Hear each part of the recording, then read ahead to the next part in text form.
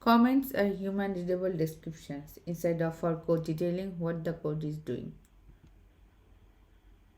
These are not to ourselves or to other programmers who might be working with our code later. Comments are completely ignored by the Swift compiler while executing the code. Proper use of comments make code easier to maintain as well as helping make finding bugs faster. There are several ways to write comments in Swift. Single line comments begin with two forward slashes.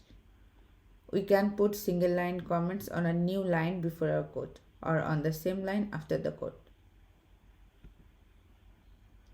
We can also write multi-line comments. Any text between forward slash followed by an asterisk and an asterisk followed by a forward slash is a multi-line comment.